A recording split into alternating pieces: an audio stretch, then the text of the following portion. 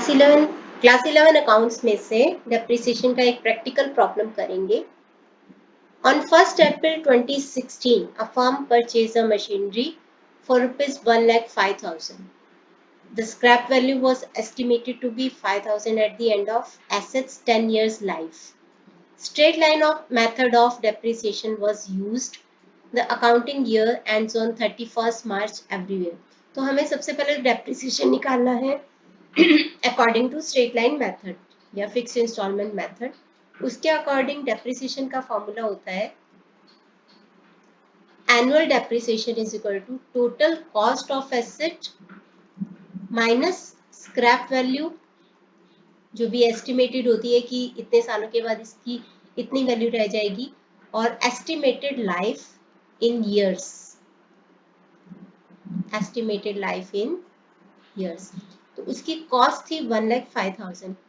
Estimate लगाया गया कि उसकी लाइफ रह जाए, उसकी वैल्यू रह जाएगी 5,000, और एसेट को यूज किया गया 10 ईयर्स तक। 10 ईयर उसकी यूजफुल लाइफ है। तो 1 लाख डिवाइडेड बाय 10, 10,000 का एनुअल डेप्रिसिएशन लगेगा। अब पूछा क्या गया है यहाँ पे, accounting year ends on 31st March every year. The machine was sold for 6,000 on 31st March 2023. तो कैलकुलेट द फॉलोइंग। सबसे पहला है the depreciation expense for the year ended 31st March 2017। क्योंकि हर एक साल का डेप्रिसिएशन फिक्स्ड है, स्ट्रेट लाइन मेथड में डेप्रिसिएशन फिक्स रहता है, उतना ही रहता है, तो इस साल का डेप्रिसिएशन एक्सपेंस भी उतना ही रहेगा।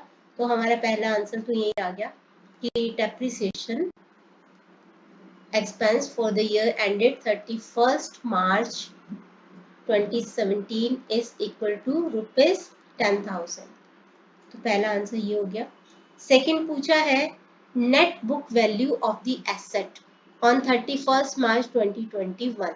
बुक वैल्यू होती है cost minus depreciation, cost minus depreciation.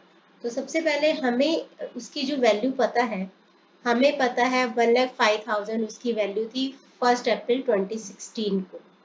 तो वैल्यू ऑफ मशीनरी ऑन 1 अप्रैल 2016 थी 1,05,000। हमें नेट बुक वैल्यू निकालनी है, यानी डेप्रिसिएशन माइनस करने के बाद वैल्यू निकालनी है ऑन 31st March 2021। तो हमें नेट बुक वैल्यू निकालनी है of machine on 31st March 2021 को कितनी है। तो इसके लिए हमें डेप्रिसिएशन को माइनस करना पड़ेगा।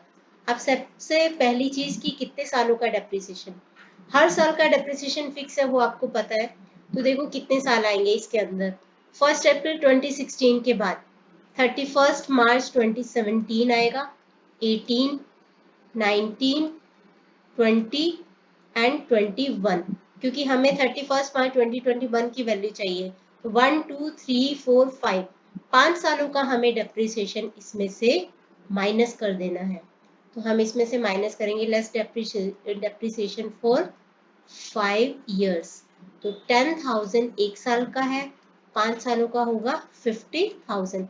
तो 50,000 को माइनस कर दो इसमें से, ये हमारी वैल्यू आ जाएगी net book value on 31st March 2021।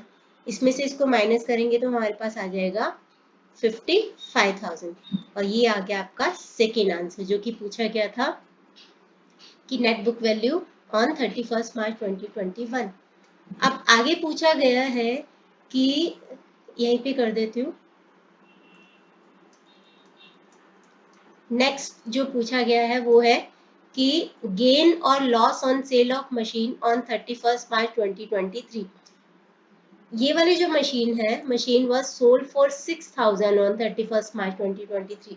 6,000 का इसको बेचा गया। तो आपको निकालना है कि इसके ऊपर गेन या लॉस कितना हुआ।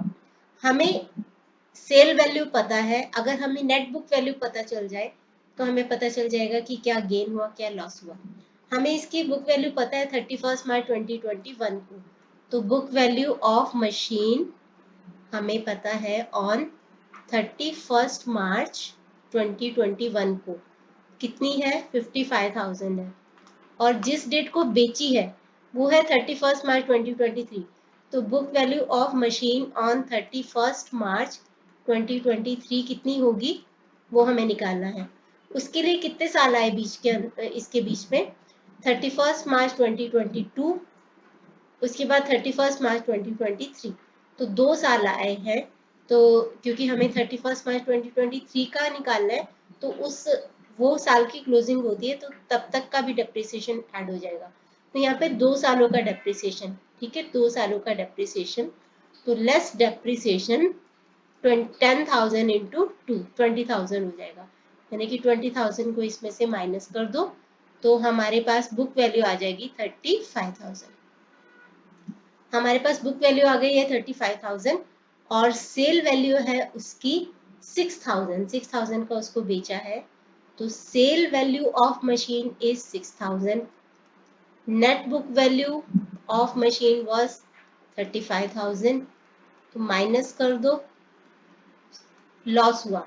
ज्यादा की थी, कम पे बेची है, 35,000 की थी, 6,000 पे बेची है, तो कितने का लॉस हुआ 29,000 का लॉस हुआ। तो आप लिखोगे कि loss on sale of machine is 29,000। यही हमारा थर्ड आंसर।